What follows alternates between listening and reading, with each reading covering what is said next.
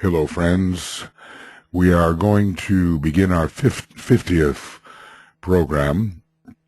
As you know, I've been having a little trouble with my voice in this recovery from the flu, so I hope it holds out a bit. We are working in petal number 7 with its the knowledge petal of the sacrifice tier with its 5 colors: yellow, orange, green, violet, and rose. We ended the program 49 in an interesting place because we began to work with what is called the 5 stages most associated with this petal, and they are expressed in terms of color, and they are expressed in, I think it is, let's see, cross of rose, let us see, the cross overturned, let's try that, cross overturned, there's only one reference. So yes, these 5 stages, what are they called? Okay, well, where are they here? Well, there are a couple of them, aren't there? Anyway, they had a name, and there's another place where they are also found. I see the problem. So let's look at it this way and find our orientation. And here we go. There are 2 of them. And yes, this is from the discipleship book particularly. And they're called the sublimation of the 5 human stages. I think I'll just copy that. We ended with that last time. Okay, and the sublimation of the 5 human stages. I have never read them out aloud before, nor have I really analyzed the entire several paragraphs. And last time in program 49, I did that. So now we have a basis for the interpretation of what is really going to happen in petal number 7. We are, in a sense, in the cave. We have entered the cave. We are no longer following the red of desire or the green upon the playground of the Lord, or even upon the playground of the mind. We are not reaching for the star 5-pointed in terms of personal ambition or seizing the orange ball of ambition. We have actually entered the cave, and the cave is a symbol for the path. Far ahead is the disk of blue and the rosy cross athwart that disk, but still far ahead. So we're in the cave, leaving behind the concrete mind, the orange, and all of the tendencies to prove one's worth in an outer sense. Now we have to prove our spiritual worth. We deal with the petal number 7 as the petal in which the rod of initiation is applied for the first degree. So does this orange connection with the concrete mind ever cause a problem for the first degree initiate? Well, yes, I would say that sometimes mental pride can enter in. Let's just read that last little bit here. I think it's kind of important about what goes on in the cave, you know. Excuse me. Okay, it's number 4. Into the dark, the life proceeds. A different voice seems to sound forth. Enter the cave and find your own, you know, your fellow aspirants and those upon the probationary path and those attempting to tread the path of initiation especially. Walk in the dark, and on your head carry a lighted lamp. You know, use the illuminating mind. The cave is dark and lonely, as is the path of initiation, even a probationary initiation. Cold it is, and a place of many sounds and voices, to be discriminated, of course. The voices of the many sons of God left playing on the playground. You know, they cannot enter the cave yet. They don't even know it exists. On the playground of the Lord, make their appeal for light. Unconsciously, they want the light. The cave is long and narrow, just like the cross has its very long arm at first, in the six-ray sense. The Piscean cross, in any case, takes a long time to travel this cave, and there's not much latitude for error. It's narrow. The air is full of fog. The glamours are to be encountered. The sound of running water of the astral plane meets the rushing sound of wind, the turbulent thoughts, and the frequent roll of thunder, which is the word sounding forth. We may remember that from the second. Well, let me go there. You know, why not go there? It's always better than just talking about it, I think. I'll see if I can. There it comes. There it comes. Okay. Now, it's from Esoteric Psychology, Volume 1, symbol thunder. There it is. And it has to do with the stanzas for each of the Ray Lords. So, the word is issuing from the heart of God, emerging from a central point of love. That word is love itself. Divine desire colors all the life of love.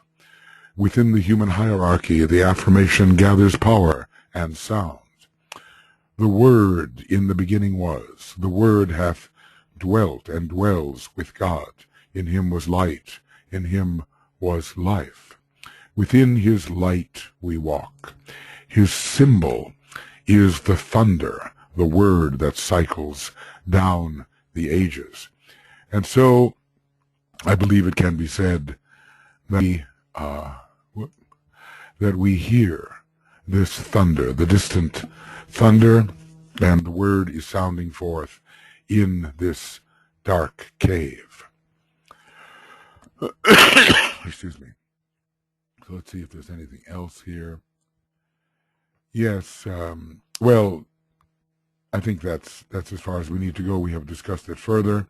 He is not yet approaching the oval opening, oval representing the causal body, in its color blue and with the rosy cross of sacrifice stretched athwart that space of blue in the oval opening.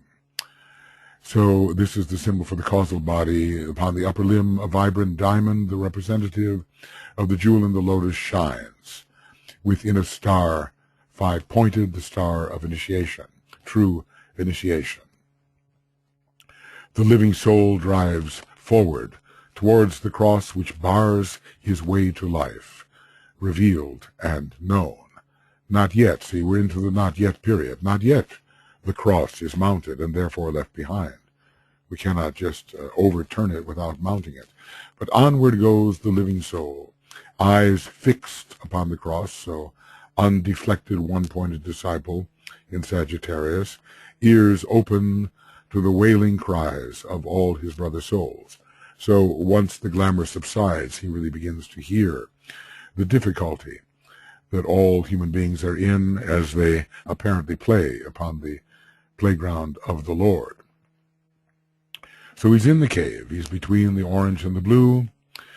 What have I said here? A little bit of knowledge is a dangerous thing. All knowledge is a little bit of knowledge. Therefore, knowledge is a dangerous thing. Well, it seems a bit of a non sequitur, but perhaps it somewhat fits. The effects of the orange, are they still with us? Perhaps, to a degree, for a while. Spiritual ambition may be there. In the cave, we focus our attention upon deeper matters, and we are isolated from the normal types of currents, energy currents, and thoughts, and streams of force. We concentrate upon reality increasingly, and this cave, in a way, allies with the cave of initiation, Let's see if I can make this just a little bigger. Not too bad. Okay. The cave of initiation. So the cave, if not anatomical, which in a sense it also is a state of mind conducive, apparently, to outer loneliness, but to inner concentration and receptivity. So we're supposed to go into this cave and find our own, those with whom we are allied, Libra. Your own are those in the ashram with whom you are moving forward and cooperating. And in this cave, you are paying attention to the essentials rather than the non-essentials. You are, this is the first petal of sacrifice. Oh, what is that? I have no idea why that's there. Well, I seem to have gotten rid of that very large and intrusive window. We'll see if it comes back. So we are paying attention to essentials rather than non-essentials. The cave is a state of exclusion, and hence the loneliness, because we are abstracting ourselves in this first of the petals of, sacrifice petals. Okay, so that is the stage where we are, and we're going to be moving closer and closer to the oval, the blue oval, and the rosy cross of sublimated desire and willingness to sacrifice, devotion unto death. We are moving closer and closer to the crucifixion, which will allow us to overturn the cross and essentially destroy the causal body and go forth into the greater life and light. Okay, I think that gives the idea, and when combined with a reading of that section from Dinah 2, where is it? What page is it? It is page, can we not find a page? We could. Page 674, it looks like. Or yes, page 674. That's where it begins. So, some of these stanzas are just marvelous, and, I would take them into your consideration and contemplate them and allow them to really sink in. It's a long travel in terms of sequential time, this path, and yet, in a way, the path doesn't even exist in terms of the utter reality of being. But we have to be dual about this. We have to live both in the world of illusion, temporarily, and maybe the whole universe is a world of illusion, and also in the world of reality, as much as we can fathom pure being and changelessness, that which always is and does not agree with time. Being and time do not agree. That's from the 6 trumpeted words, and it's the 2nd trumpeted word. I think it's page 285 of Discipleship in the New Age, volume 2. Just study those. They are marvelous. Excuse me. So sorry for this deep throat condition here. It's either that or try to wait another 2 weeks before it all clears up, and then not use the time to record as I should. So, forging on ahead with the equipment and the condition in which it is, doing the best one can. Okay, what is the racial stage most closely associated with this petal? I've got down here middle, late Aryan. Well, we're still in the Aryan period. It's the 3rd phase, perhaps, of the Aryan period. Actually, as we begin to, I think the possibility of initiation is a very Aryan gift of energy. But, we could say, what is the name of the next root race? Well, it's the sixth root race. We don't have a name for it. It's going to be an intuitive root race. And is initiation part of what will happen in that root race? I think it is, but for those who are advancing into the initiations of the soul, I think some of the higher initiations which relate to the Buddhic plane will be offered. In a way, once you destroy the causal body, you've entered into the Buddhic plane, and where the sixth principle is found, which correlates with the sixth root race. So that is, in a sense, an initiation related to the number 6, and then the mastership will be related to the number 7. But anyway, we are in this later period, a middle later period. I suppose once we take the third degree, which we're not yet doing in the seventh petal, we enter the late period of the Aryan dispensation. I think the name Arya, I think it means noble. We're paying attention to the number 5 within us, and the number 5 correlates with the solar angel and with the higher life that the presence of the angels suggests. So the true Aryan, it's such a tainted word, but it has to be redeemed. The true Aryan listens to the sun within, to the soul, to the solar angel. The Germans, under the spell of glamour, some 100 years ago, or 90 years ago, they were Teutons, but not Aryans. They were members of the fifth subrace of the basic Aryan root race.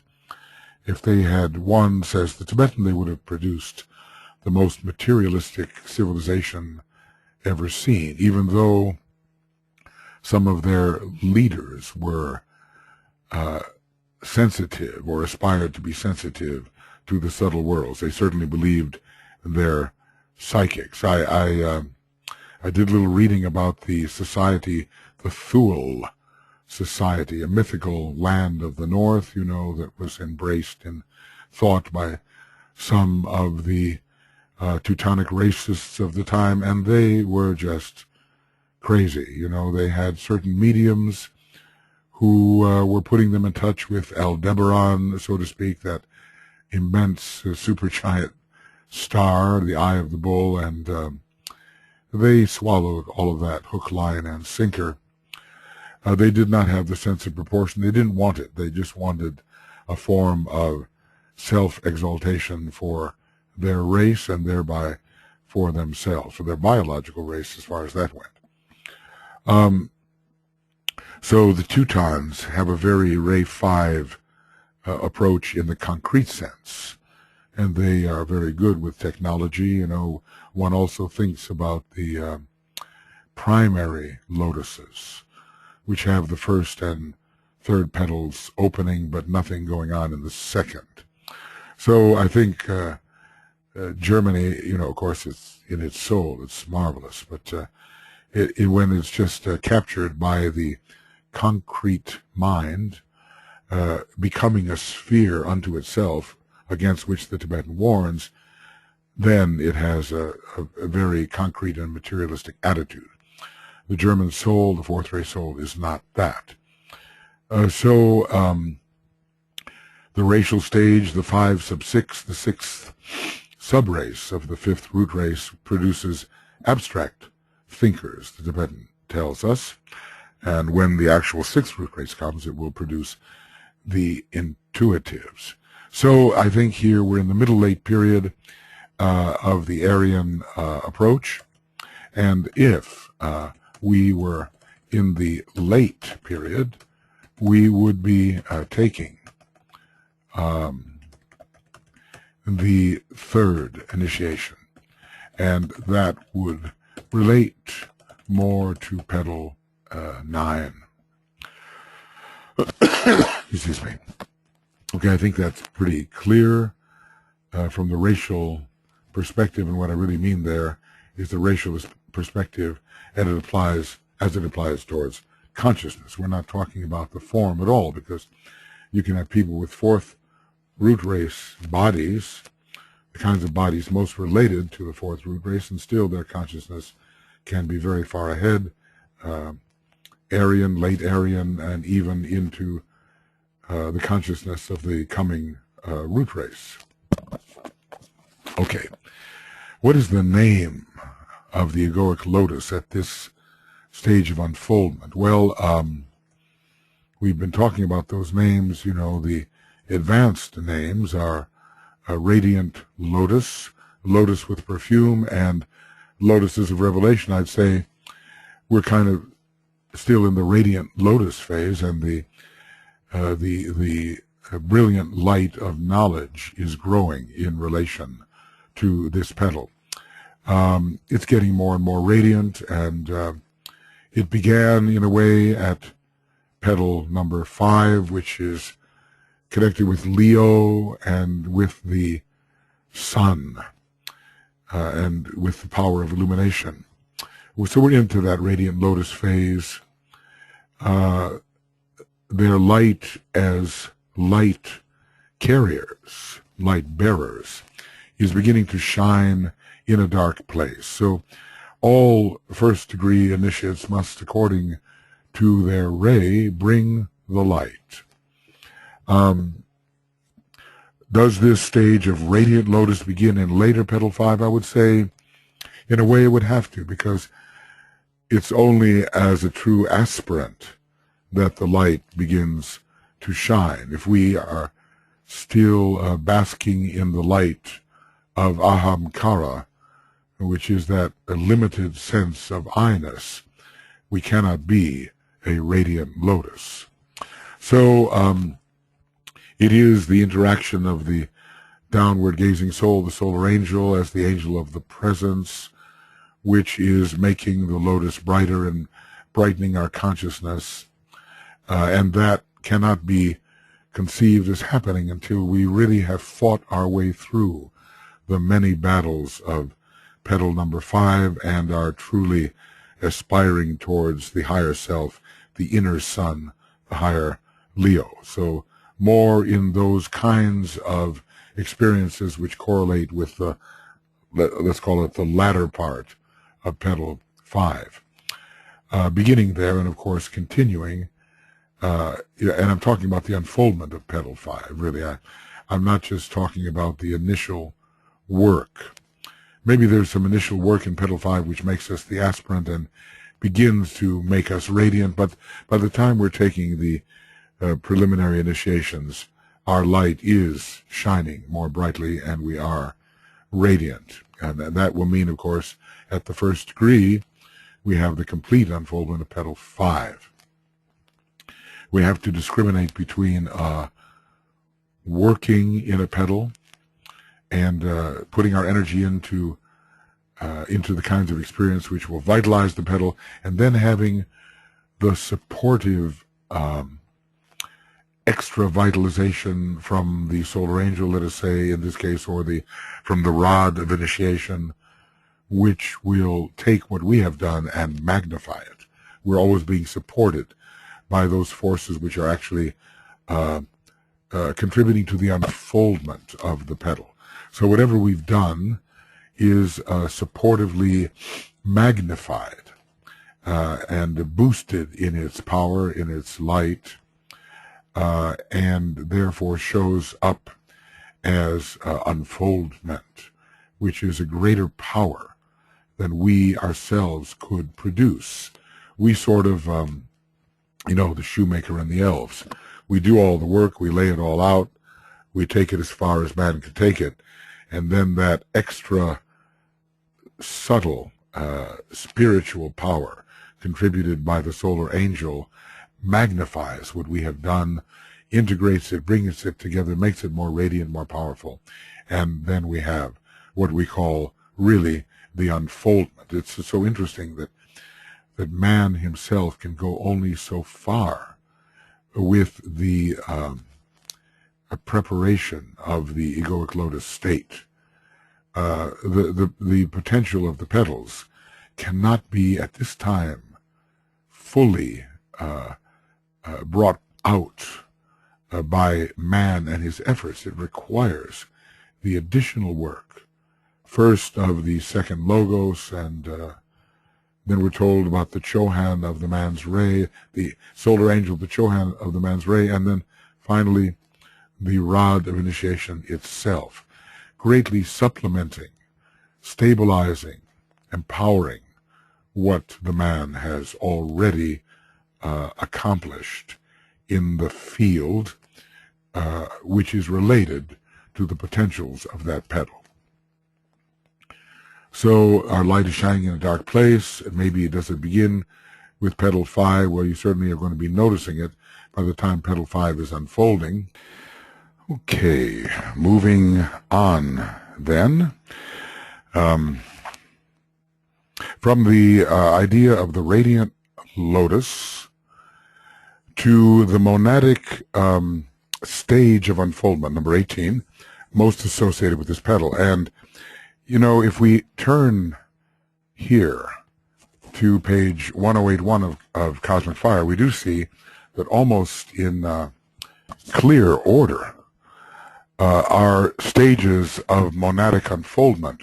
If we come to number 7, which we might be justified in associating with petal 7, we have magnetic flames given to chelas, a name given to chelas and initiates of certain degrees. Notice more than 1 degree. Well, you know, some of the 8th petal would seem possible here because there's a lot of magnetism in the 8th petal. It connects with the lotuses of perfume. And so the those who are beginning the initiatory process, we might say possibly that. I want to get my I want to get my brackets ready here, and we can say, you know, possibly the 1st and 2nd degree, possibly monads manifesting through personalities which have, well, it's really souls, I guess, souls in incarnation which have taken the 1st and 2nd degrees. It might be that it's even more so with petal 8, but I think it's somewhat in order, because once you begin the initiatory process, your Buddhic magnetism expands, intensifies. So the perfume, of course, the idea of lotuses with perfume, magnetism and perfume go very much together. And I think that is a lot connected with the 2nd initiation. It's the law of attraction which is operative, especially in the first phases of the initiatory process, which makes us magnetic. We can bring together these ideas of the Lord Maitreya, Christ, Vishnu, the 2nd ray, and all of that with the law of attraction. Before that, we were working with the law of economy, and now we, as souls, as manifesting souls, more and more as manifesting souls, we can attract people towards the soul which we are, the soul which we represent. Okay, it's brought in here that the aspirant or disciple often serves with the pen, as the Tibetan said. These days, the pen is the computer, formulating thoughts and sharing thoughts, teaching, and so forth, which attracts people magnetically towards the teaching. The soul is on the 2nd aspect, and the 2nd ray informs the 2nd aspect, or is informed by, and the 2nd ray types share the light, they teach. And we got off a little bit about how this is done, that we share proportionately, and we speak according to the consciousness of the receiver. So perhaps the monadic stage of unfoldment, see, at any degree of soul unfoldment can be considered, in a sense, a degree of monadic unfoldment, because it's really, the monad is the soul, the monad is the personality. Or maybe I should put it the other way, the personality is the monad. The essence within the personality is the monad. The essence within the soul is the monad. And, of course, on its own plane, the essence of the spiritual triad, it's all the monad in extension. So perhaps the magnetic flames would be appropriate. The 8th is positive sons of electricity, and then we go on, these names become quite obscure. But it's interesting that there are 13 of them, enough to give us, so to speak, the 12 petals and the central jewel. With that jewel blazing out, we could call it an equilibrized atom. The causal body could be called an equilibrized atom ready for destruction, because always when equilibrium is reached, or a sense of true beauty, then the necessary destruction will follow. Okay. Excuse me. The group of souls most associated with this petal. Well, the human groups, the groups of souls, these are found in Esoteric Psychology Volume 2, around page, 202, 3, 4, 5, 6, right in there. Group 8, in the middle to later phase of Petal 7. These are the practical mystics, the true disciples, or even as we go along with this process, the accepted disciples. So it's human group number 8. They're on the path of discipleship. They can be the student occultists. They are realistic about serving, and not just the aspiration to serve, but real service. Of course, in the work of Petal 7, before we actually take the first initiation, there can still be quite a bit of the aspirational nature and not so much practicality. But on the other hand, we have all this knowledge that is accumulated in relation to Petal 7, and one can be wise in its distribution. So in this petal, we make a pledge, whether before the first initiation and certainly afterwards, we make a pledge and we keep it. The kingdom of God really begins with Petal 7 activation, and this must be the preliminary entry into human group number 9, but it will take 2 more initiations for this to be really achieved. So at this point, as first-degree initiates, we are really only probationary initiates. Let's go to that place in Esoteric Psychology, Volume 2, let's just say page 205. And just take a look. I've suggested human group number 8, souls whose intelligence and love nature is becoming so awakened and integrated that they can begin to tread the path of discipleship. They are the practical mystics of modern times, or occultists of modern times. Well, they're not yet number 9, the souls that are initiated into the mysteries of the kingdom of God. Those who have that sense of identification, knowing there is no my soul or thy soul, but simply the soul, and they know it. So that's group number 9, and I don't think we're really there yet, not yet. But I'll put that in here about human group number 8, and here it is. Yeah, human group number 8. Okay. This is what we are entering here. And I think, especially as we go on with the unfoldment of this petal, there's so much knowledge in it. We do have definitely intelligence, and because we're on the path of probationary initiation, the love nature is growing. So that is page 207.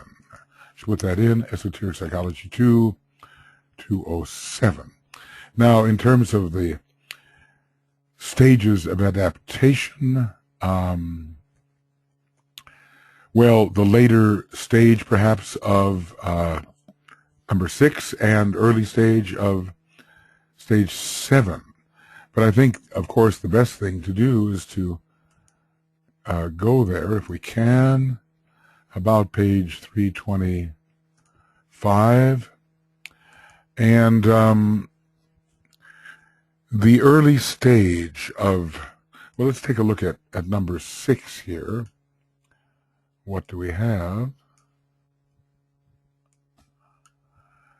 The aspirants of the world, who are theoretically convinced of their group relation and its paramount importance. Certainly, when we're working in the early part of Petal 7 before we've really taken the first degree, this would be so. The process is going forward, groups approaching each other in a new and real spirit. So he's given us the method of group alliance here, the groups approaching each other in a new and better way. So we don't kill out the personality. The true motive is to train the threefold lower nature, and that training is certainly going on in petal number 6, and in petal 7 we are learning to control the lower man here in petal 7, as we've been told, from the vantage point increasingly of at least reception to the soul. So the true motive is to train the threefold lower nature, the integrated personality, which we don't necessarily have. Well, we have that in a lower sense.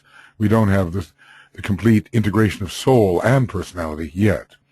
To the highest demonstration of its powers, latent or developing, in order that those powers may be brought to the helping of the group need. We're becoming more group conscious as initiation occurs, and the personality of the aspirant may be integrated into the group. Thereby the group is enriched, the group potency is increased, and the group consciousness is enhanced. So certainly this stage of aspiration, I think, is part of the work in petal number 7. Learning how to throw away the rubbish. We're still in training. We struggle towards newer realizations and integrations, disciplining and training. and also early stage 7, early unselfishness. Well, we can't really say that the first degree initiate is completely unselfish. No, we cannot. And this is mostly a petal concerning that type of initiate. From the time initiation is taken, selfishness is challenged, and it's on the way out, and especially it's really going to be on the way out as the rod of power wielded by the Bodhisattva touches the 8th petal. So the Christ, who is our initiator, is the example of selflessness, and of course it rubs off on us. If we were in petal 8, then stage 7 would be even more on target. So we're learning to be unselfish. Let's see. Let's read what it says about stage number 7. Here we have complete unselfish adaptation. But we're not there yet, are we? To the group need and purpose. Those who have reached this point in their evolution are decentralized as regards their own personality life. Well, we're on the way there. That really happens at the 3rd degree. The focus of their mental attention is in the soul and in the world of souls. Their attention is not directed towards the personality at all, except insofar as is needed to force it to adhere to group and soul purpose. And some of that Vulcanian, Saturnian forcing is going on here in petal number 7, when we're reading around page 822 and 823 of Cosmic Fire, we see that there is this effort to control and force the personality to obey when we're dealing with petal 7. These servers, who are expressions of soul radiance and attractive power, are knowers of the plan, and in every organization they constitute the new and slowly growing group of world servers. In their hands lies the salvation of the world. I think very much petal 8 and some of petal number 7. I think I'll copy that because it's so important somehow. Let's see, what do we have here?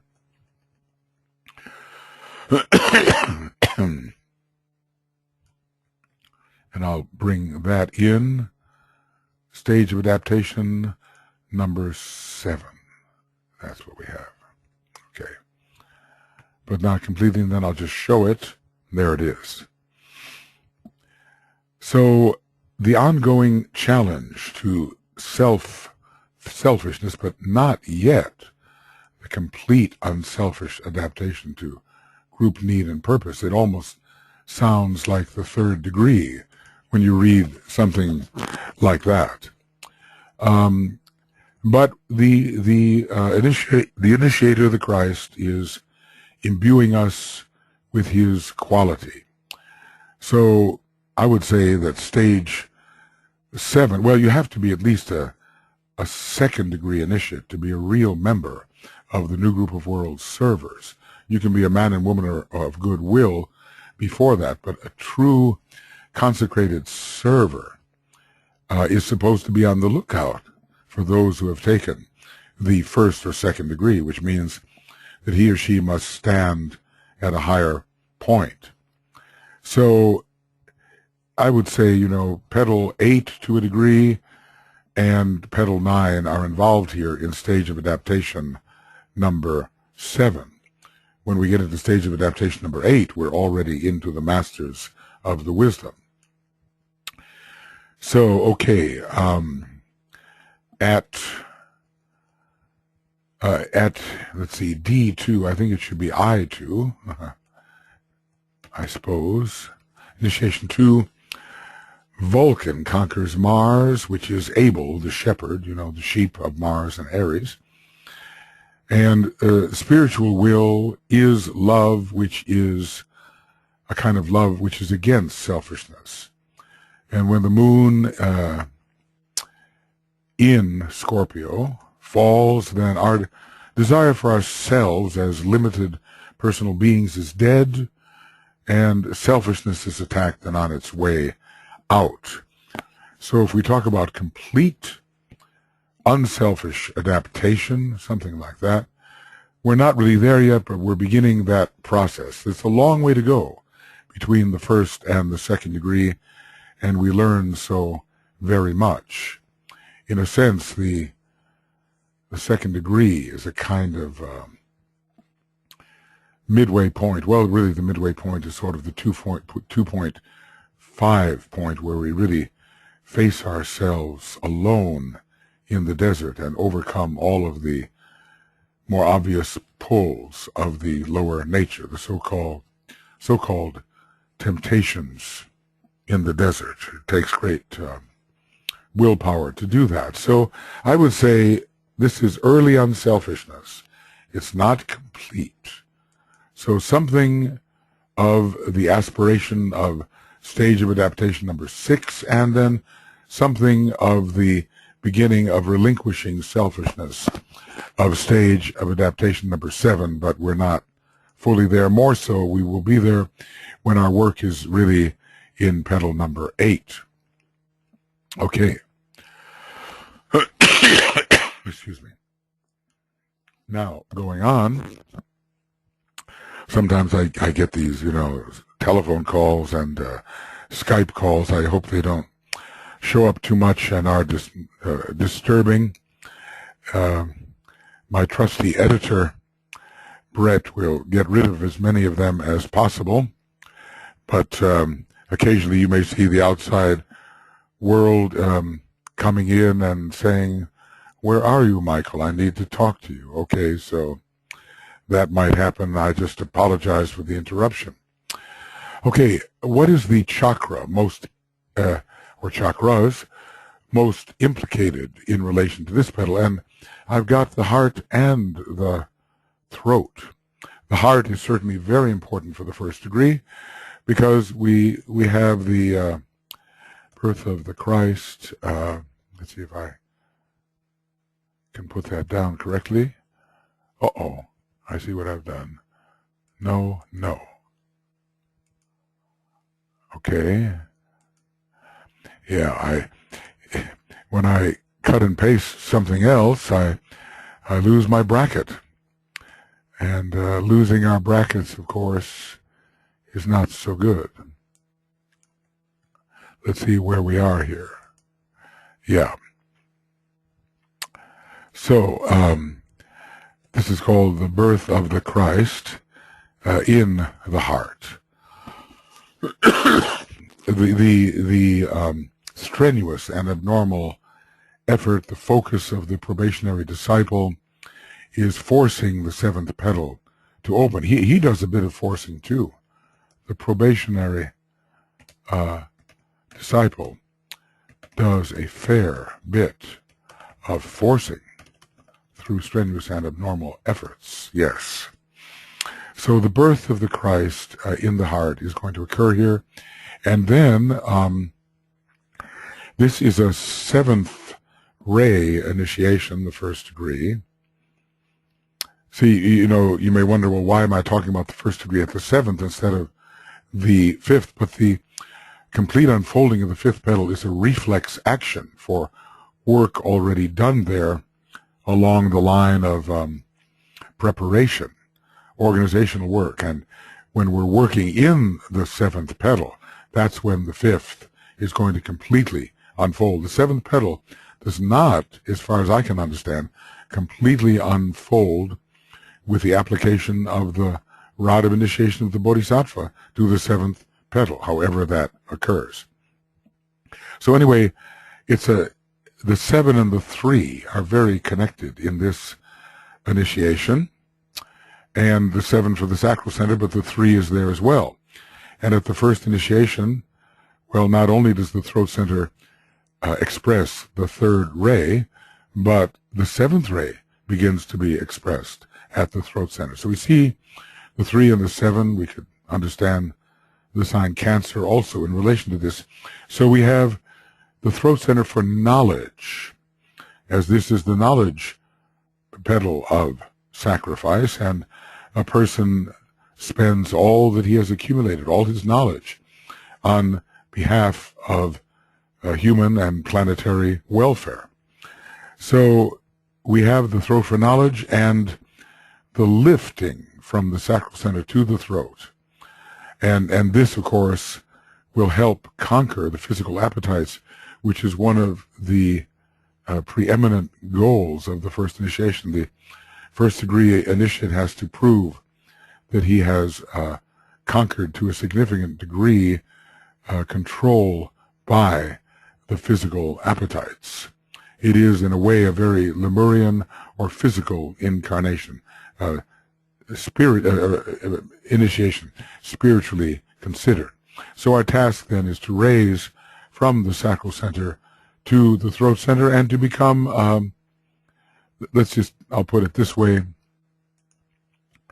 the first degree initiate has to become creative in a new way and in response to the divine plan as it is communicated to him by others and by the soul.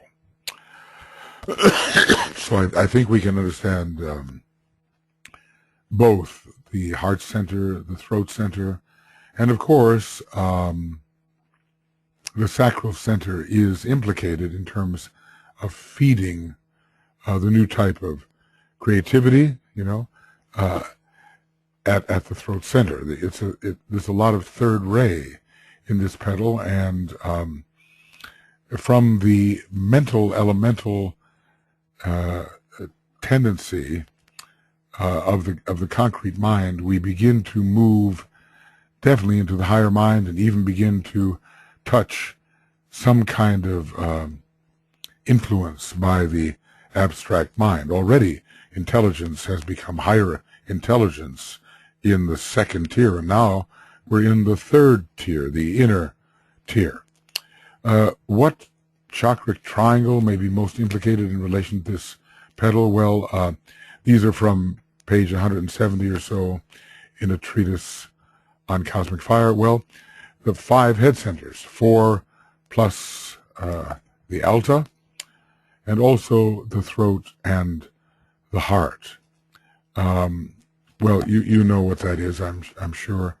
By now, some of these references are quite familiar to us because we have been working here.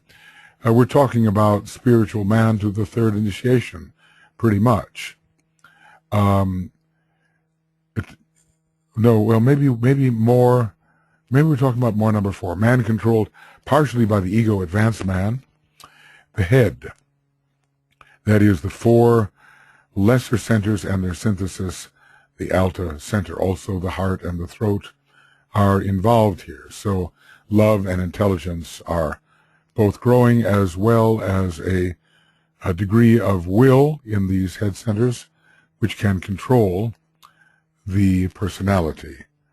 So the 5 head centers, 4 plus the alta, intelligence at the throat, the heart for increasing love, especially after the first initiation, and the ability to understand something through the number 5 of the will of the soul, and to bring through, especially as it concerns physical etheric control, that will.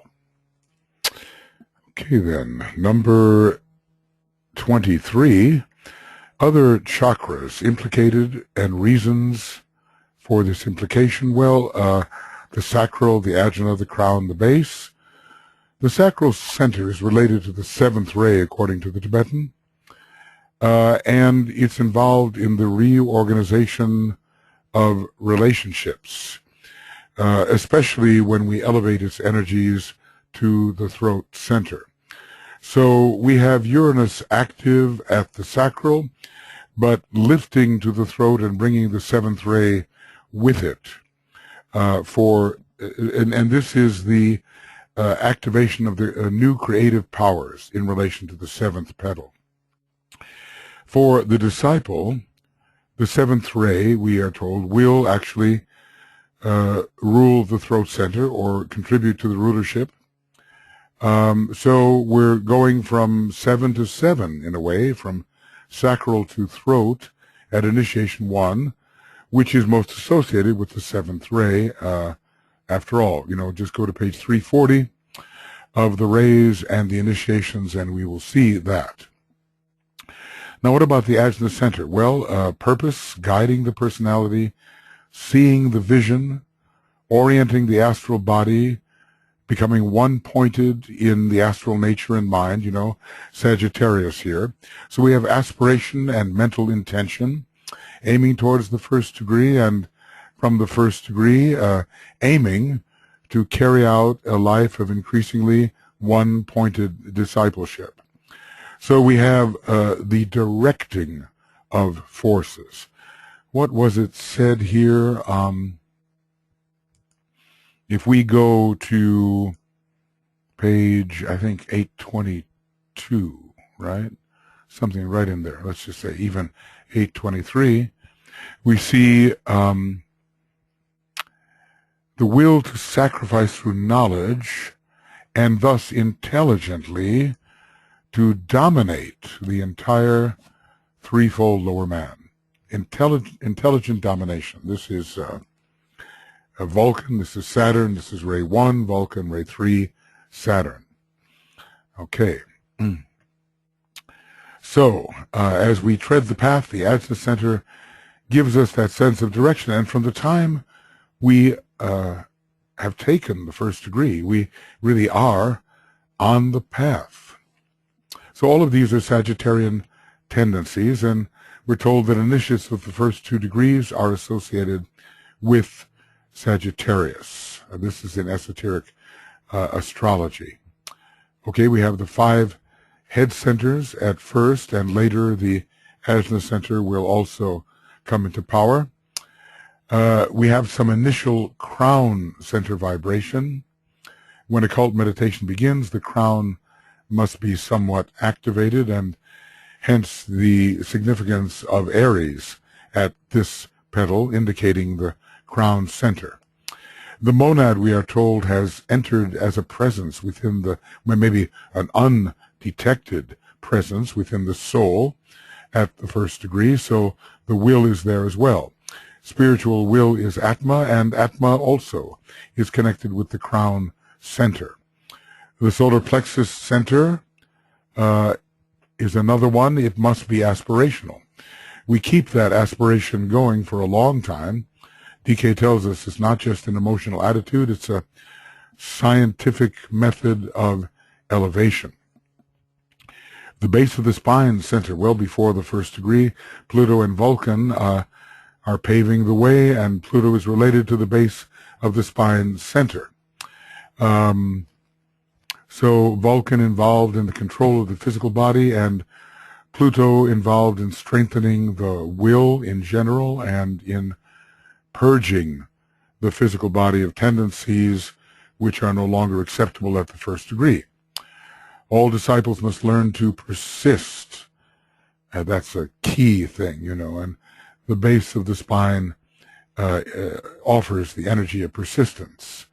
We have to learn in a way how to survive as a member of the fifth kingdom, which we are just entering at the first initiation.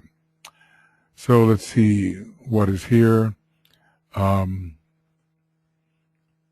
Yeah, the sacral, the ajna, the crown, and the base, in addition to the throat center that we brought into consideration, and of course the heart center. Really, from this point on, they're all going to be involved in one way or another, and it's just the question of how these centers are involved in the program of the particular petal that we may be dealing with.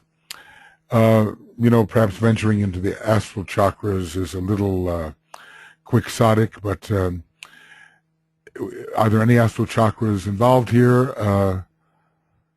The head, the solar plexus, and the throat. Well, this is all in Esoteric Healing, page 51. The head chakra, sacrifice and dedication of the eye. And that's without the negatives that are there listed. The solar plexus center, aspiration and right direction. The astral chakra gives the psychological approach. And the etheric is more the activity. It's the inner vehicles coming through the etheric vehicle that give the subtle body's expression, and thus the psyche of man expression. The psyche considered in its normal sense and not as the soul. The throat center, good aspect. The good aspect here is creativity and sensitivity, mental currents or astral currents, inspiration, and so forth. If we, you know, just to look at it, I think it's important. Esoteric Healing, page 51. Good to remember that page because it introduces something quite interesting. So here is sacrifice. It's the beginning of sacrifice, and the dedication of the eye. That's for the first ray and for the head center. And well, you know, to a certain extent, all of these things are starting to come in. A bit of soul love for the heart center. A bit of looks like here's the third ray in the sacral center. It's more parental love, but we have a different take on that. And the solar plexus, aspiration and right direction, they are there. Is there mysticism for the ajna center? Well, this can be considered at the time of the first degree and application to the first degree as kind of a mystical phase. It's not yet the true occultist. Well, and white magic, not fully, but one is bringing oneself under regulation. What should we say, the control? Is that what we called it earlier? The control, thus intelligently to dominate the entire threefold lower man. presumably to control and to dominate. Okay.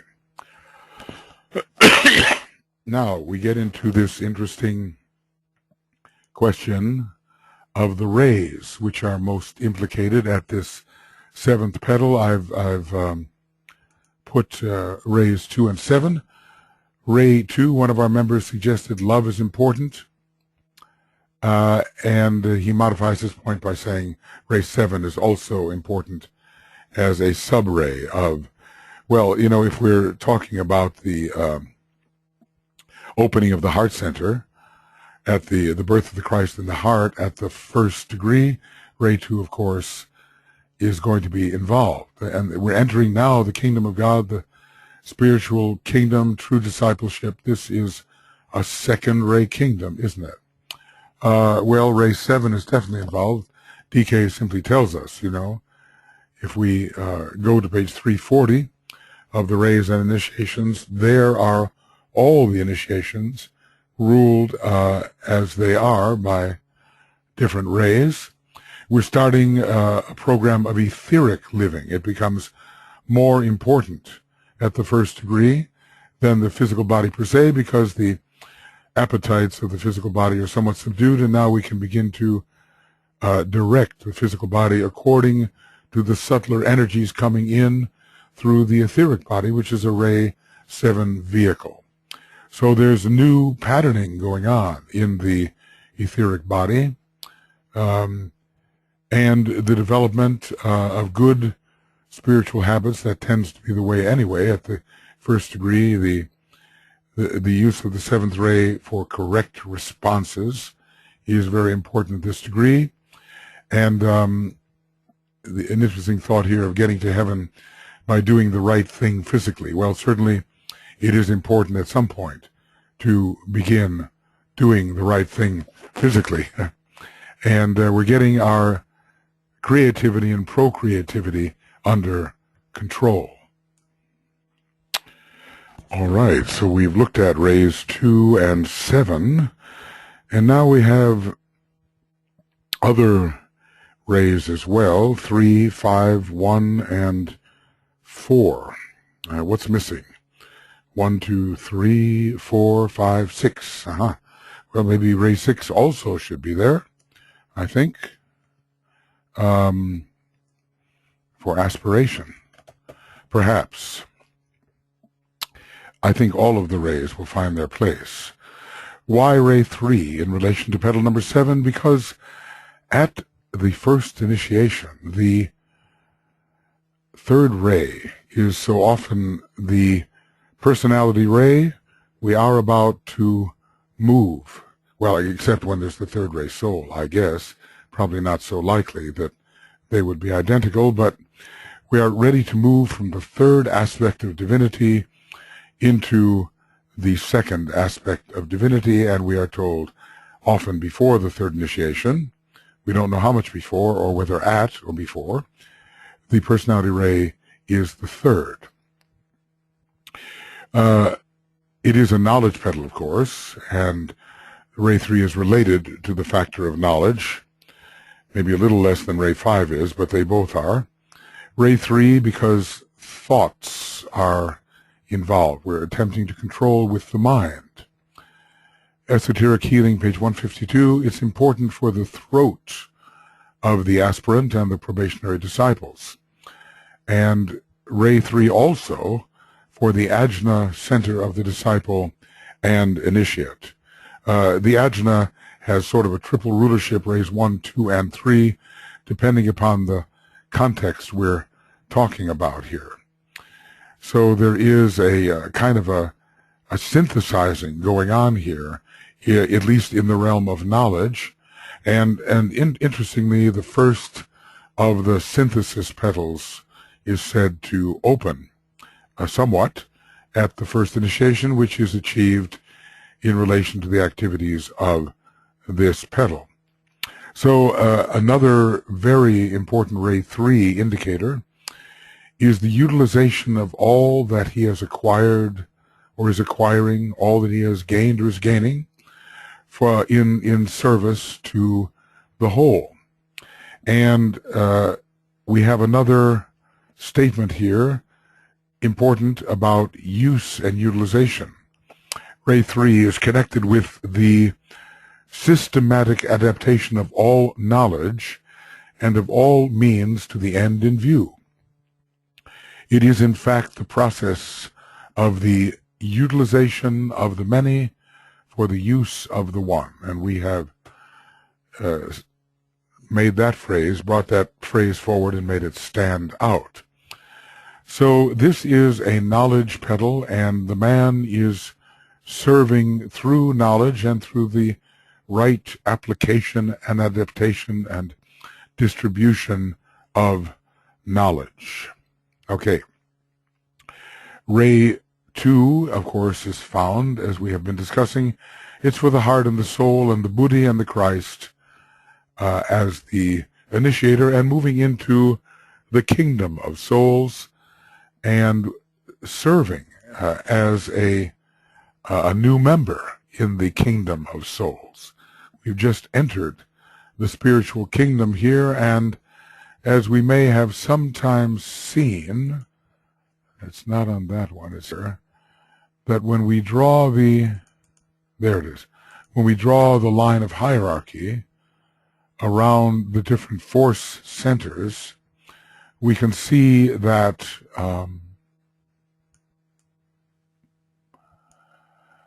people on the probationary path and various grades of disciples are all found within this circle of hierarchy, the great generically second ray kingdom or heart center of our planet. Okay. Now, interestingly, Libra, which is the sign most easily understood as associated with the seventh petal, brings in Ray 3, but also Ray 2 through divine love and understanding. Ray 7, we have mentioned, it's for the first initiation and the application of knowledge. Ray 7 rules the first initiation, but we apply in rather concrete ways this knowledge, and Ray 7 is a major ray for bringing abstraction down into systematically into concrete application. Ray 7 also, because a new pattern in the etheric body is emerging, and new principles are conditioning the life through and from the etheric body. So there is a reorganization of the life at this petal, a reorganization of the life at this petal. Okay. Oop. Petal. I wonder why that is not working. Well, anyway, P, petal. And this I can spell correctly. Why not? Now, what about Ray 5? Well, Ray 5 for all the tier, because after all, this is the tier related to the mental plane. It's sacrifice on the mental plane, and soul light related to the fifth kingdom of nature and to the fifth grade of hierarchy is becoming brighter and clearer throughout the progress through this circle of petals. The sacrifice petals are petals of the mind, and Ray 5 is the principal mind ray, whereas Ray 3 is the principal intelligence ray, if we can make that distinction.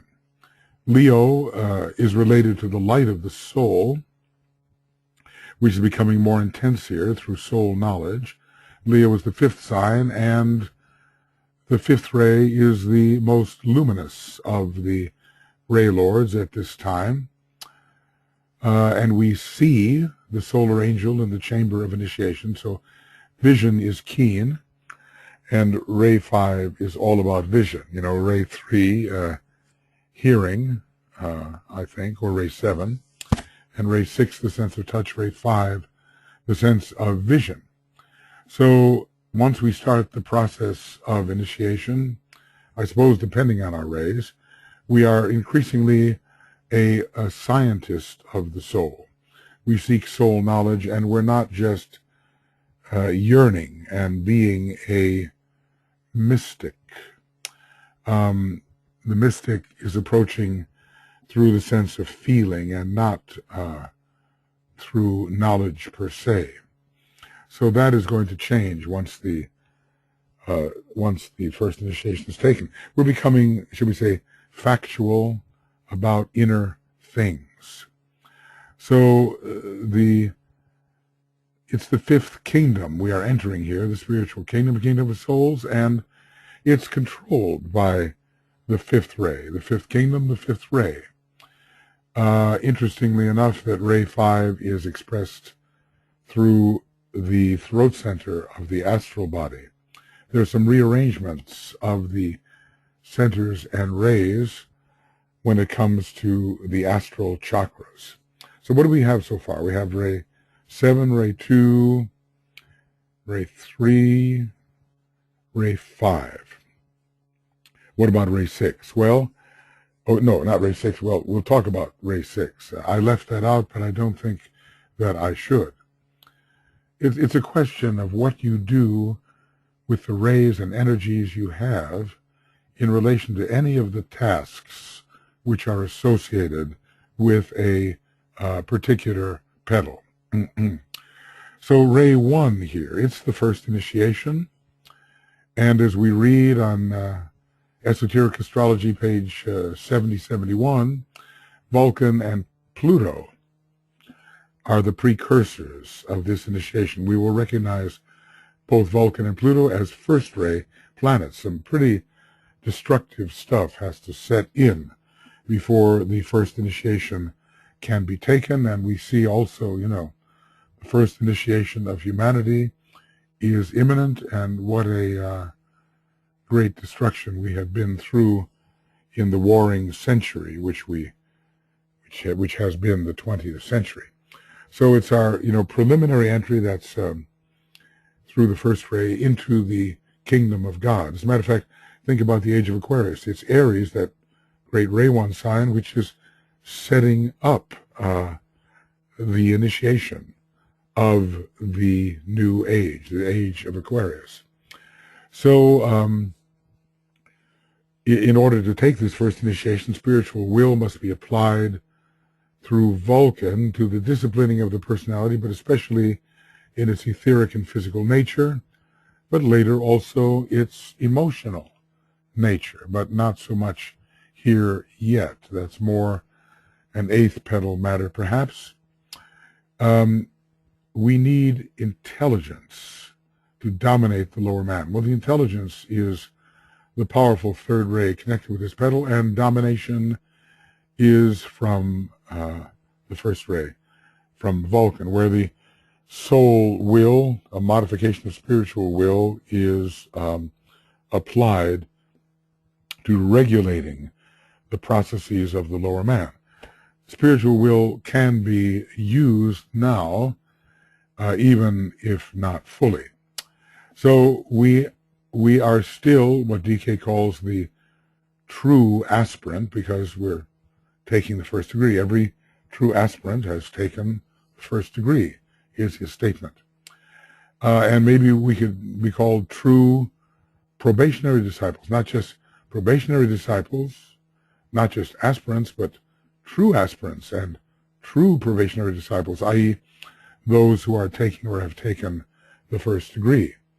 We are the chela in the light, and that light is thrown upon our path by what we study and those of a higher degree of unfoldment we may meet in life. And these people are still aspiring strongly with the solar plexus center and have not fully, that's more second degree matter, have not fully succeeded in raising it to the heart center. Now, of course, that is the suggestion of ray 6, all the aspiration which is needed in the approach to the first degree, and which continues often rapturously afterwards. When there's the birth of the Christ in the heart, you've sometimes seen this with those who are born again in that sense, and they live quite a enthusiastic life, thinking in a way they have arrived, but of course later we will find out that it's just the beginning of the journey, of the conscious beginning anyway. Excuse me. Now, what about ray 4? Well, it is the ray of sacrifice and the ongoing contest between the soul and the personality, the war, it's the ray of war between the soul and personality. So in order to reach a point of balance or growth, we do have to give up what is lower. We have to withdraw from, in a way, both of the pairs of opposites and make a new synthesis. Ray 4 is related to yellow, the color of consummation. Maybe the earlier solar system reached a goal and somehow brought in the yellow. So this point of harmony, the yellow becomes a tool in the next solar system. It is a question about the third ray and the fourth ray. Yellow does relate to the fourth ray, but interestingly enough to the monads on the third ray. And so is green in a way a later color for the third ray? Then if so, why is yellow, as DK gives it, still considered the color of the monads on the third ray? Or will there be monads on the third ray later whose color is green? Maybe those that didn't come from the previous solar system? Well, these are questions we can only propose but not answer. Anyway, when we take this first initiation, pain, rending, tearing, and a proceeding to eventually to harmonization and union with the soul. So we have to tear ourselves away from the opposites as we usually conceive of them, and to make a new synthesis, and also begin our process of identification. Ray 4, the ray of pain, I think this is experienced a lot around the first degree, at least in the approach to it. There's pain there in the fourth ray, and sacrifice required in this first sacrifice petal as we give up our identification with the first aspect of the personality, or the lowest aspect. So sacrifice hurts, and so ray 4 and sacrifice are both involved in this process. So we are making conscious choices here. Of course, that's very Libran in a way, associated with this petal. Conscious choice to sacrifice the lower for the higher. So there's also the verticality of ray 4, in which we feel the war between the true pairs of opposites, the higher and the lower, and have to sacrifice the low for the high, with the initial rending and tearing evolved.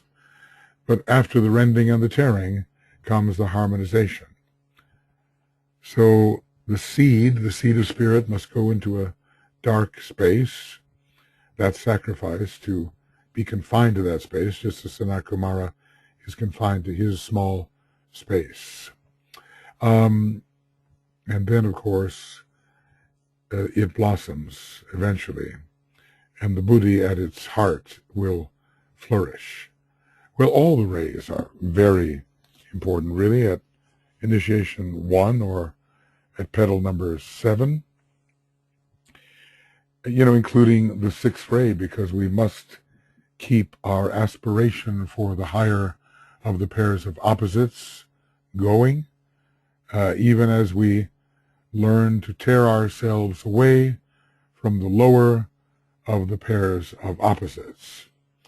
I think that in DK's work, when he talks about the pairs of opposites, it's mostly the vertical pairs of opposites. And even when he talks about the light of Libra, we have the sense of an oscillating light, not like that, but like this, higher and lower, until it reaches a point of equilibrium or a point of rest. So all the 7 rays, the Ray 1, spiritual will, the heart, center of Ray 2, the birth of the Christ in the heart, the use of all knowledge, Ray 3, and of course I left out the whole idea of intelligent control, that's Ray 1 and Ray 3, and the sacrifice involved here. Remember, yellow, that I should have mentioned that is the particular color associated with the inner tier, the sacrifice tier of petals, and yellow here is certainly a Ray 4 color, and rending and harmonization. Eventually, Ray 5, the mind is in use. These are the petals of will for the mental plane, and soul light is growing. Ray 6 for continued aspiration as we move to and through the first initiation, and Ray 7, gradually integrating the soul and personality, the highest and the lowest meet, and also this idea of the transference of the energy of the sacral center to the throat, where the 7th ray is involved both times. And even a 7th ray mind can appear at this point of the first initiation. That's really quite an idea. It's found in the rays and the initiations. I wonder if I can remember the page number. I know that page 5, well, maybe let's try 470. And I know 570 is very important.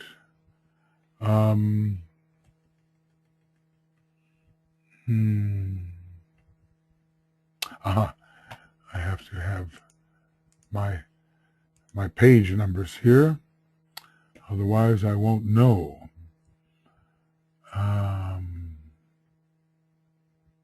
Maybe, I know it's important, but maybe I'm not going to find it there. I wonder about 570. I know it's right in this area, in connection with the individual. No, here it is. Something important. Sorry.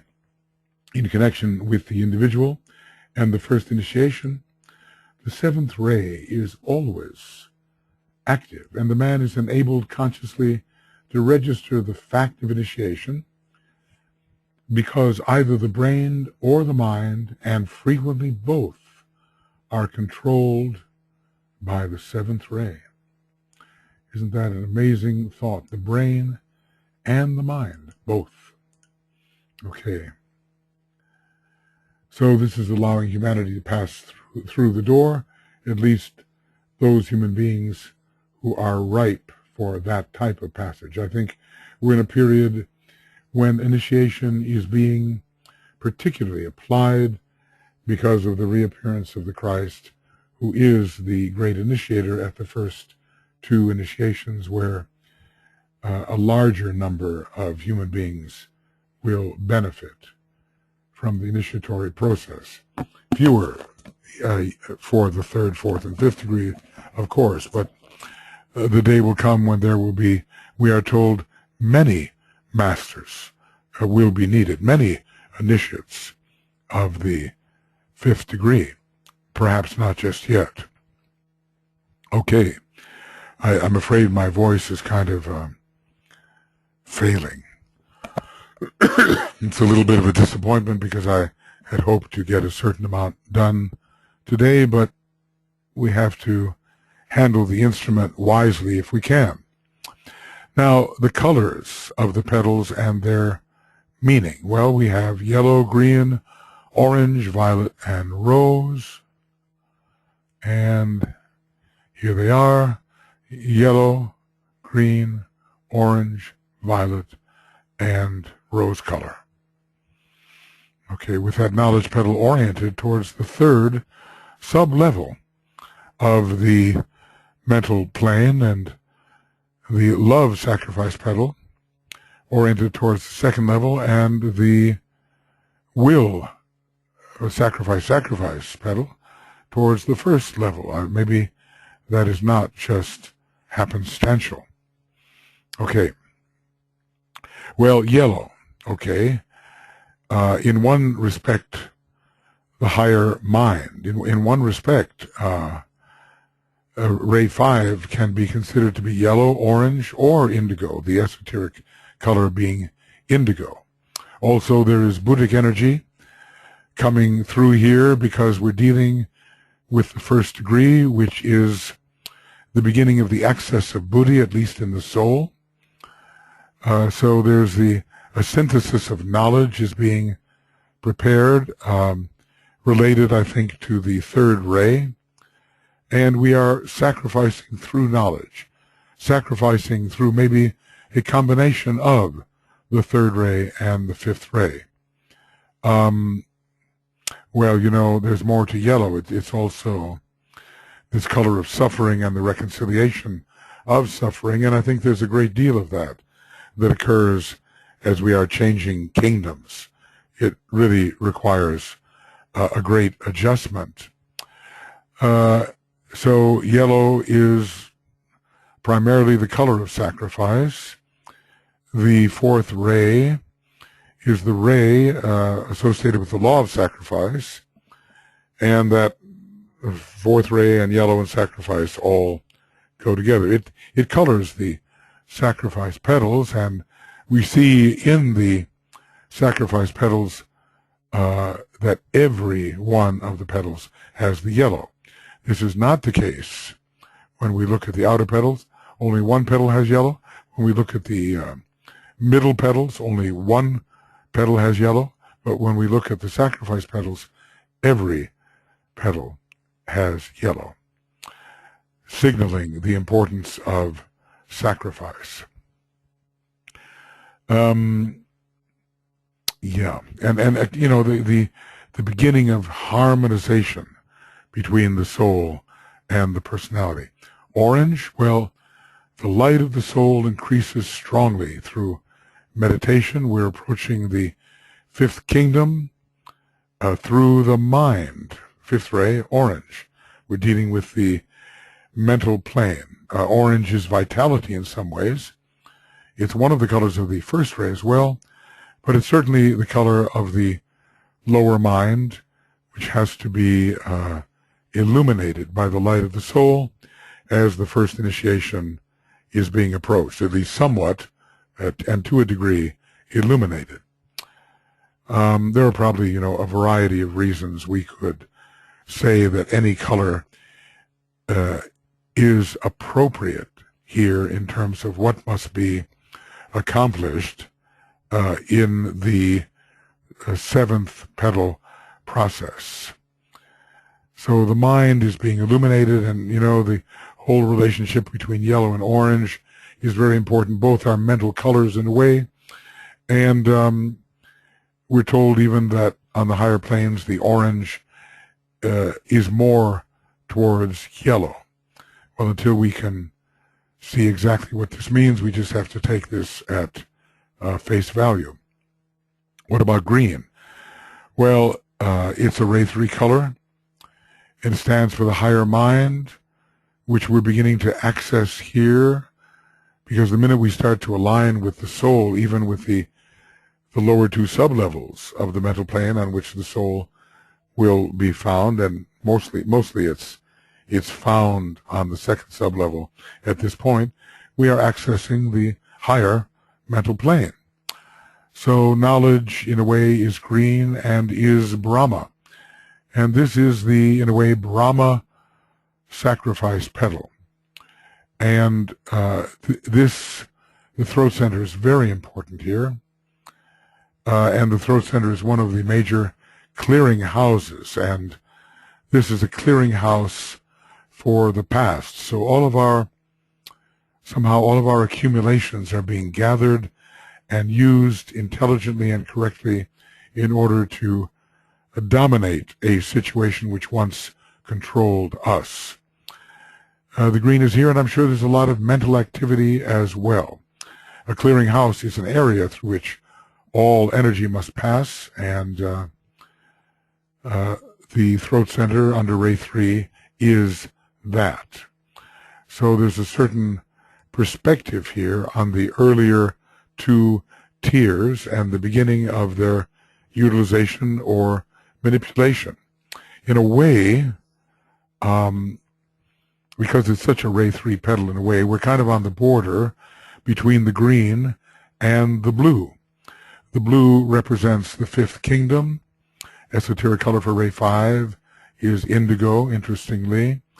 And the blue is the blue of the second ray, which characterizes the fifth kingdom. We're moving, getting off the mutable cross, which is more the green cross, in a way, onto the blue cross. So we're on the border between the green and the blue. Virgo represents the birth of the Christ, and from a certain perspective, Virgo can be considered to be blue-green. When there's a lot of, there's quite a bit of unfoldment, I think, in the Virgo petal when this birth of the Christ process is taking place. I believe that the application of the rod of initiation to the seventh petal, while causing the complete unfoldment of the fifth petal, signaling the first degree, also causes considerable unfoldment in the sixth petal, the Virgo petal, and some in the seventh petal. So Virgo was at least symbolically green in the last solar system, very much associated with Ray 3, I think, let matter reign, and with blue in this solar system associated with the two blue rays, Ray 2 and Ray 6. Okay, now, so we have another color. We've gone through yellow, and we've gone through orange. We have also violet. Well, violet is the Ray 7 color, and the pattern is associated with Ray 7. The initiatory process, geometrically aligning the energies. The etheric body is involved and is being, in a way, reconfigured. The etheric body is involved at the first initiation. So we're having now the beginning of the manifestation of the kingdom of souls. It is in a way related to Cancer. The color of Cancer given by the Tibetan is violet. So we are entering the first stage of becoming a truly lighted house and, becoming a radiant lotus, certainly by the time the fifth petal is unfolded. The first degree initiates are supposed to be working through their etheric body, increasingly more so than the dense physical body. And so a transmutation is occurring here. And I think what we have to put in, the idea here, is that Ray 7 is the ray of let's see why this is not working. Okay, yeah, it's not working because it's not checked. Okay, maybe it'll work now, I don't know. Well, it's, I don't know, nope, it's not working. Well, it works on some things. I can always put OAW and get the one about whom naught may be said, and it's a heck of a lot better than trying to write out all those words. So if the etheric body is getting stronger, then violet is getting stronger. There's so much about the violet devas and their connection to the etheric body. So the etheric body is carrying new energies and new patterns. And, there's just a lot more conscious control from within once the first degree is taken. It's not perfected by any means, but it's not so subject to the impulses coming from the outer third ray. So we've looked at yellow, we've looked at orange, looked at green, violet, and we have one more color, is the rose. The rose of aspiration, the rose of the sixth ray. We are certainly in the process of moving towards the elevation of the quality of the emotional body. We are the true aspirant. That's what DK tells us. Every true aspirant has taken the first degree. So a true aspirant is really aspiring towards the soul, the ashram, and not aspiring towards a lot of other things that he thinks are spiritual. So there's a real strong sense of orientation. Really, whatever energy you are endowed with, or a group of energies, if you know the process of the petal in which you are working, you can apply those energies. So really what we should do is take an inventory. I have thus many rays, I have this kind of astrology. How will I use every important configuration to accomplish what I am working for in relation to this particular petal in which I find my efforts focused? I've already said, when I say working in the petal, you know what I mean.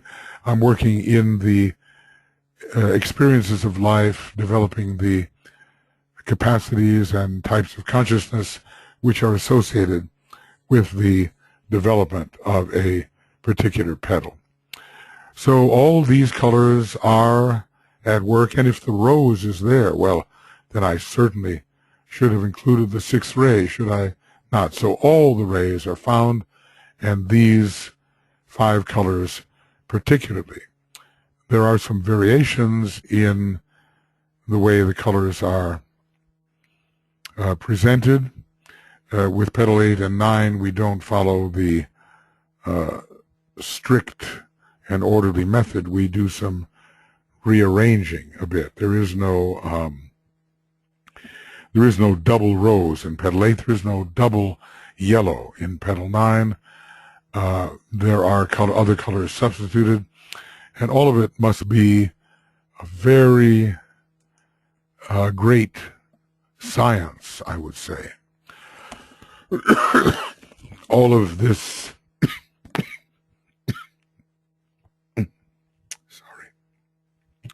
all of this has been so well thought out by our planetary logos. You can just imagine the tremendous meditative process into which he entered when he thought of creating his body of expression, a planetary scheme.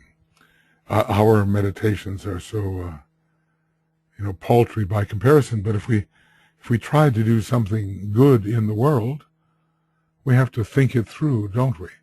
It's just that our scope is minuscule. And look at, the scope of the creation of the planetary logos is planet-wide. It's vast, but it's small compared to the forethought necessitated by the meditation of the solar logos, which is, ongoingly small as we add ever greater logoi.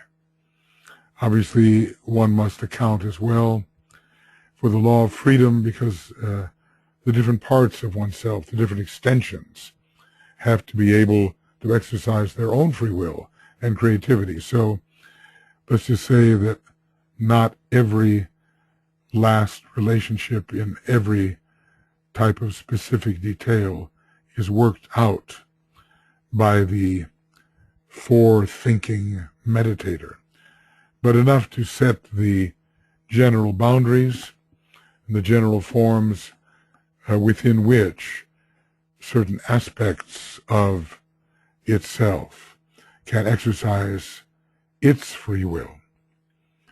I think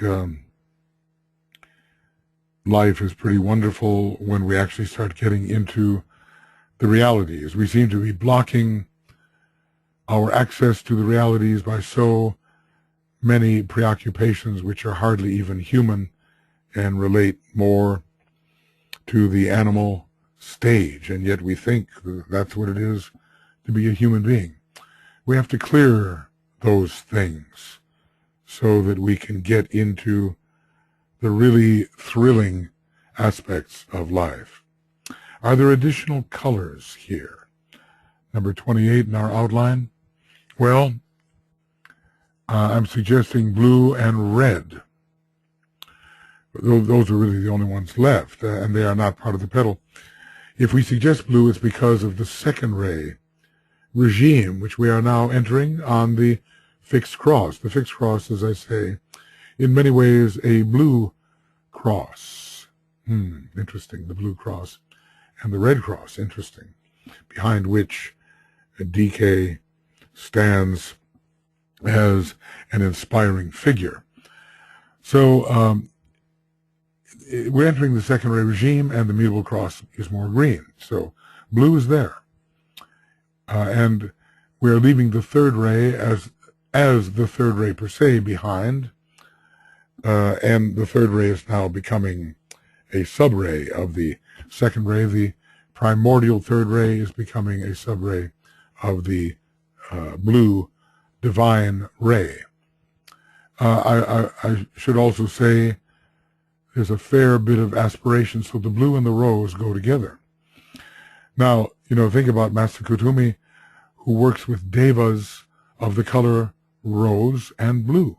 It shows how these two relate to each other, and how it's like this, the color rose, a kind of sixth-ray color, blue a sixth-ray and a first-ray color. So kind of we can move on the color blue into the indigo, which is solidly and synthetically a second-ray color.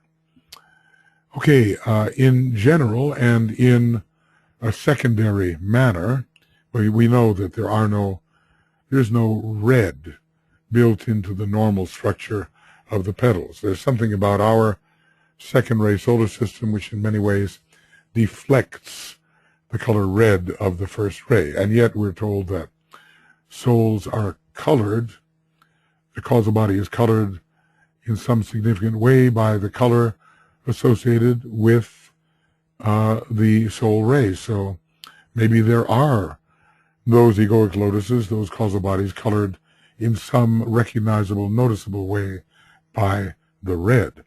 But anyway,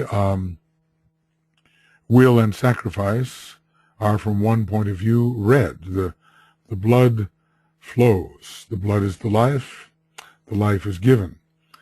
Aries is related to the first initiation, and red is Aries color, and we're starting out with new beginnings. The monad is touching the soul.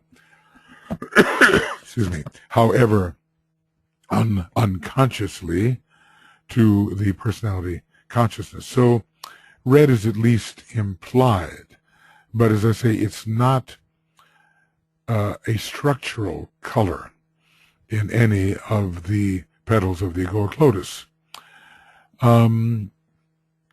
Blue is there, let's say generically, because as DK at one point tells us, orange does hide its complement, the blue.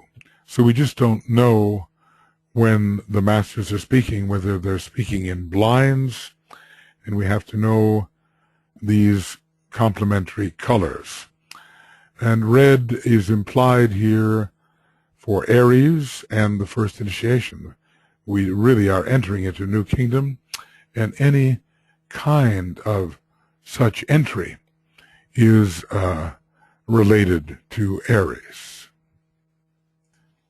Okay, let's look at number 29.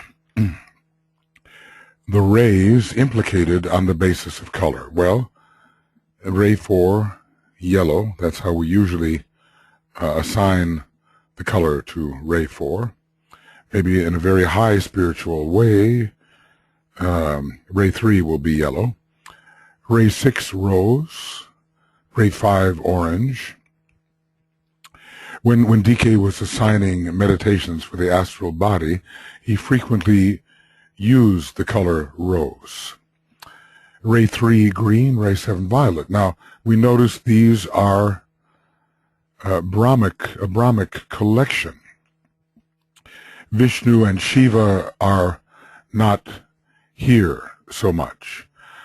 So this is, really a very monastic kind of petal, except, of course, that it is beginning the process which will lead to the first initiation, at which point the Vishnu quality definitely enters. Maybe the Shiva quality is not so much here yet. So of these petals that relate through sacrifice to the soul, this is the most monastic of those petals. Let's look at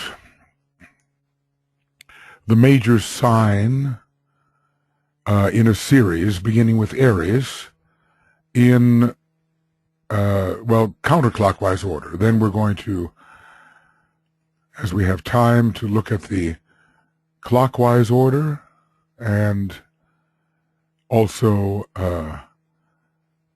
Pisces in a clockwise order. I've been speaking of this somewhat already, but we might as well go through it in a systematic manner.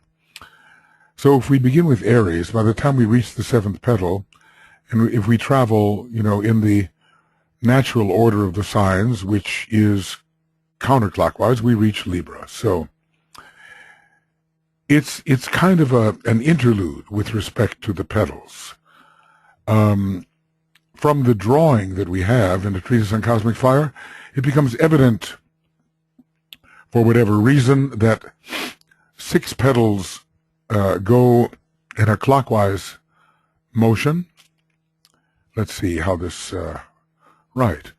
And 3 petals, the inner tier, run counterclockwise in the diagram when it is correctly drawn. So by the time we reach here, 7, 8, and 9, this is counterclockwise. But 1, 2, and 3, clockwise. I won't mess it up this time, maybe. 4, 5, and 6, clockwise. Now, this does not mean, for whatever reason, they're drawn this way. And I believe that all 3 tiers will eventually rotate in the same direction. Probably, well, will it be a counterclockwise or a clockwise direction? It's hard to say until we see it. DK simply tells us they're rotating in opposite directions, that the innermost tier of synthesis petals is rotating in a different direction different to the other 3 groups of 3. So Libra, anyway, is the sign we arrive at. Libra, interestingly enough, is related to super mind. Aquarius to universal mind, and Gemini to mind and higher mind, I guess we would say. But supermind is triadal mind, and it is triadal mind which we just begin to touch from the point of the first initiation. Not really until we've succeeded in building the first phase of the Antakarana as usually considered do we actually touch the monastic permanent atom, but we're moving in that direction. And so we're trying to develop a perspective from the world of meaning. If we want to work with meaning, we need the third ray, so which is abundantly present in relation to this petal. We're at the pivot point here into the fifth kingdom. The work done in this petal is what is really bringing us right into the fifth kingdom. So it's interesting, we meet the triangle. Now the souls are called triangles, and we meet the triangle in Libra, and Libra has for its symbol the triangles. So it's kind of interesting at 3, fold symbol of the second, of a kingdom characterized by the number 2. One of DK's disciples, the disciple that I knew personally anyway, told me that DK's ashram was ruled by Libra. Now, was she accurate or not? I don't know. But when we think about DK's sponsoring of the triangle's work and saying that it's a service that is dear to his heart or near to his heart, we get the hint, I think.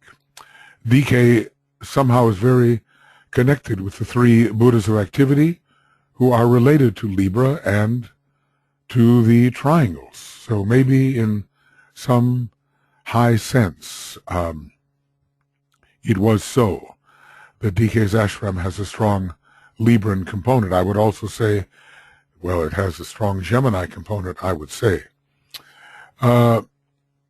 So Libra helps you make the decision about which way you will go. And here we are in the struggle, a kind of a fourth ray struggle, leaving fourth or human kingdom behind and entering the fifth, however, preliminarily.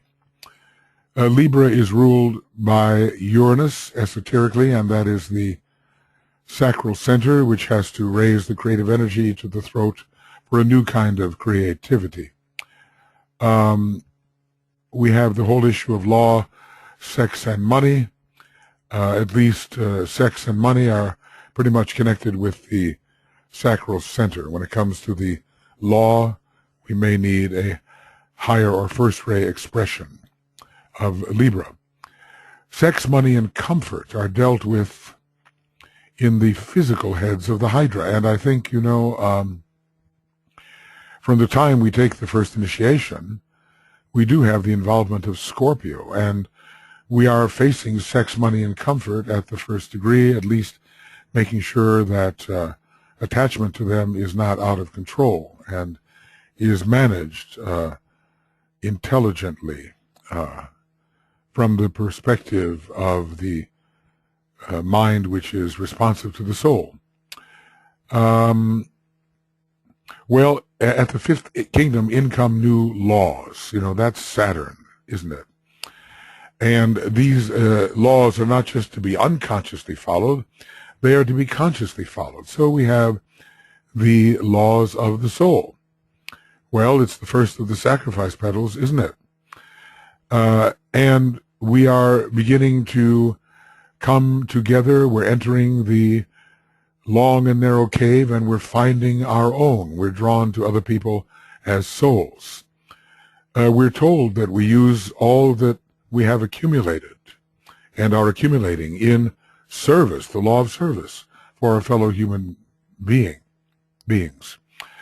How much are we repulsing? Well, there's work done in this seventh petal with Pluto and Vulcan. They are involved in repulsing some of the lower factors which cannot be brought into the fifth kingdom. And then progressively there is group progress. Well, neither repulse nor group progress is quite so strong in this petal as it will be as we continue to advance into the others. We should remember that the reversal of the wheel occurs when Leo and Libra are prominent. DK tells us this in Esoteric Astrology. Well, maybe the first reversal where, excuse me, a person becomes a true, well, not a true aspirant, but an aspirant, and is reaching in his or her nature for the higher of the pairs of opposites. We do know there is that definite relationship between what goes on in the seventh petal, initiatorily, and the final unfoldment of the fifth. Leo the fifth, Libra the seventh. So these two are related. The marriage in the heavens. The soul and the personality are merging in Libra, and the first initiation is a partial merging. The soul more infusing the etheric and thus physical nature. Well, each petal is building on the previous one. At the first initiation, there is slight but unconscious contact with the monad. We're building on commitment, which we find developing in the sixth petal as we really examine ourselves closely and strive towards unselfishness. We have these moments of reversal. At the fifth petal, I think, when we decide to follow the higher sun rather than the lower sun. At the seventh petal, when we start the initiatory regime and begin swimming upstream consciously. We have not yet really entered the stream. That happens at the second degree, and then we are borne along by the ashramic current. Well, this is a kind of a promise. There is the outer promise and the inner promise. And at the ceremony of initiation, you do promise. You swear an oath. You pledge yourself in front of the initiator. And commitment, it's helping the wheel of consciousness turn more easily. It's turning actually in a counterclockwise direction. And we have commitment coming in with the decision, the Saturnian decision under Libra. Saturn and Libra are very strong in this petal. Between the second and third initiations, there's another reversal, perhaps, when we decide in the desert, unequivocally, for the Syrian Venusian way. And the ninth petal is involved as we have left the second initiation behind. So this reversal, it's in a way a Uranian petal because of the reversal. Reversal of the wheel is all about the petals are up instead of down. Well, sometimes we see pictures of the chakras which are at least symbolically oriented either up or down. The chakras above are expressing rather than the chakras below, and the energy doesn't just go through the higher chakras, it goes through the higher to the lower and back to the higher again. Some people say if the chakras turn to the right rather than the left, or left rather than right, anyway, maybe there's a reversal of direction of energy flow within the chakras. Chakra stimulation occurs both within and without, and the sacred planets begin taking over here, in addition to and not replacing entirely the non-sacred planets. And then we also begin to respond to the higher meaning of the signs. And we're operating now on the wheel of consciousness and not the wheel of form. This first sacrifice petal really represents a reorientation towards giving instead of acquiring. Already we're fighting to be that way in petal number 6, but by the time we reach petal number 7, we actually do succeed. Well, friends, given the condition of my voice and the fact that we're just about at the 2-hour mark, I should say that this is the end of Egoic Lotus webinar commentary number 50. And I think it's 50. I believe it is. I hope it's 50. And, excuse me. And this is Synthesis of, for Petal 7, Part 2. Oh, well, let's see. Let me go back here. I'm sorry if I'm just a little blind as well as... Okay, that's 49. And I think... I do think, yeah. And at number 15, we have 50, don't we? And at number, I'll tell you what, I'm just going to make an attempt. And I'll just imagine that it is this way. It's going to be end of Egoic Lotus 50, 50, yeah, it's 50. I'm sorry for the repetition. It's part 2 of Synthesis for Petal 7, and we're going to be beginning of Egoic Lotus webinar commentary 51. Synthesis for Petal 7, part 3. And we are working in that section, which is related specifically to beginning at petal number 1 with a particular sign and moving in a particular direction. We have begun at petal number 1 under Aries and moved in the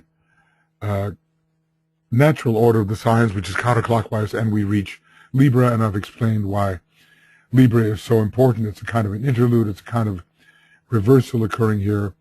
It's a new dispensation, and sometimes this petal is considered to be ruled by Aries, which again represents entry into the kingdom of God. We will continue this, and we'll talk next time, whenever that is, whenever this returns, in an hour or a day, whenever, a